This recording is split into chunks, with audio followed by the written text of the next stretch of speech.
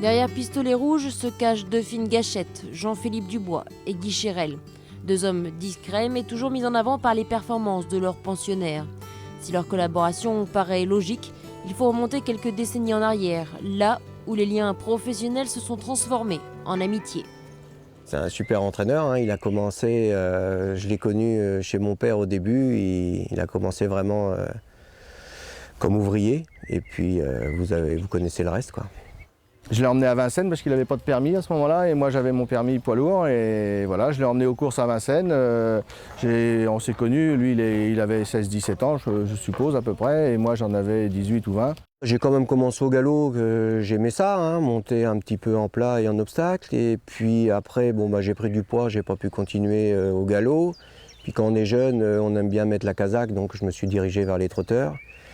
Et puis après, on s'y est remis avec Guy, on est parti sur un cheval et ça s'est bien passé. Hornblower, il s'appelait, je crois. Et ce cheval-là a pas mal été, et puis c'est redémarré, on a collaboré ensemble, et puis on a été acheter des poulains ensemble, et on s'entend très bien, en bonne intelligence et en bonne confiance. Il m'a beaucoup appris au galop, parce qu'au début, je connaissais rien du tout, j'ai dû l'appeler je ne sais pas combien de fois dès que j'avais besoin d'un conseil, quoi. Galoper où il n'y a pas trop de trous, hein. Petit canter, pas comme des fous. Hein. On parle le même langage, vous savez, on est tous les deux au travail le matin. Quand je lui dis que celui-là ça va pas, c'est très facile. C'est plus facile de travailler avec des gens qui connaissent que des gens qui ne connaissent pas, qu'il faut tout leur expliquer. Lui, il n'y a pas besoin de lui expliquer 10 fois pour qu'il comprenne qu'un cheval va bien ou mal. C'est plus une relation maintenant amicale que... Oui, c'est mon meilleur ami, oui. Peu importe l'entraîneur, l'éleveur ou le propriétaire avec qui vous discuterez, la seule pensée qu'ils auront en commun, l'élevage n'est pas une science exacte.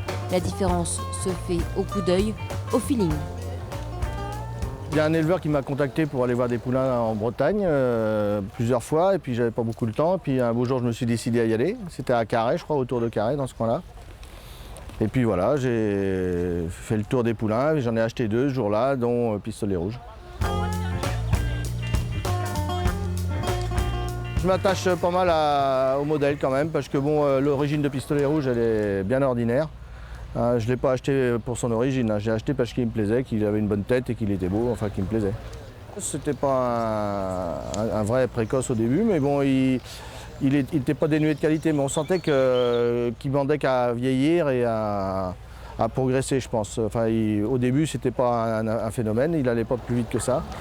Mais on sentait bien qu'il allait aller plutôt vers le haut que vers le bas.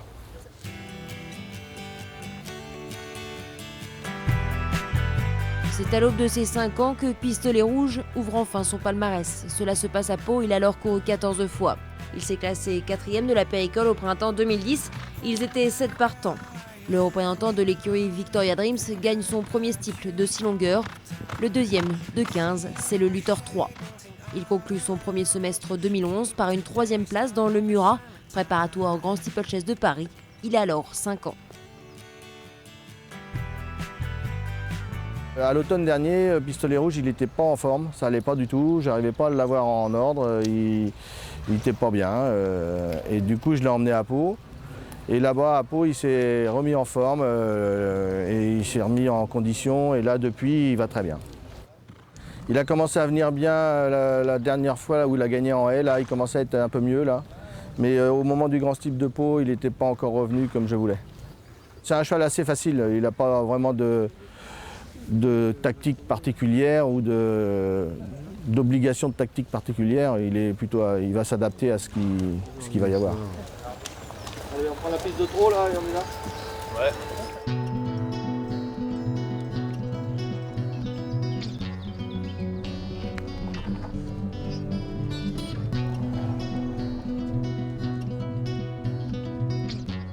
Pour gagner le Grand Steeple, il faut vraiment avoir un vrai champion. Et jusqu'à présent, j'ai eu des bons chevaux, mais pas qui manquaient un petit peu de classe pour être vraiment groupe 1. Est-ce que pour vous, Pistolet Rouge sort de l'ordinaire? Non, c'est un cheval qui a monté en crescendo comme ça en condition. C'est un bon cheval, très bon cheval, mais il y a 2-3 chevaux dans cette course-là, s'ils font leur valeur et qu'ils ne font pas de bévue, je pense qu'on sera derrière. Je te laisse pas faire, Juliette, avec les mecs.